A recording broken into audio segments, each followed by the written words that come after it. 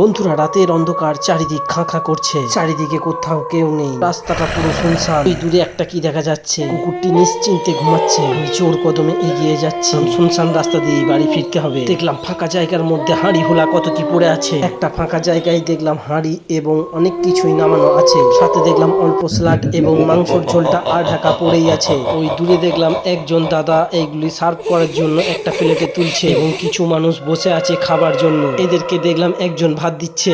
আমিও আনন্দের সাথে বসে পড়লাম, কারণ আমাদের আজকে পিকনিক ছিল। এই পিকনিক খেতেই আমি আজ চলে এসেছি। দাদা দেখলাম এদের মাংস দিচ্ছে এবং আমিও ভাতটা মেখে ঠিক মুখের মধ্যে পুরে নিলাম। বন্ধুরা, ভিডিওটি ভয়ের কিছুই নেই, কারণ আমাদের গ্রাম এলাকা রাত্রে 10টা বাজতে বাজতে এরকমই খাঁ খাঁ হয়ে যায়। গ্রাম এলাকার চারিদিকটা অন্ধকারই থাকে। একা ভাত খেলেই তো হবে না, আমার সাঙ্গপাঙ্গ এরা অবলা, এদেরকেও অল্প কিছু খেতে দিতে হবে। তাই আমার ভাত থেকে অল্প কিছু খাবার বাঁচিয়ে এদের জন্য তুলে রাখলাম। দেওয়ার সঙ্গে সঙ্গে একজন খাচ্ছিল, বাকি দুইজন ঘুরে বেড়াচ্ছে, কারণ এদের খিদে ছিল না।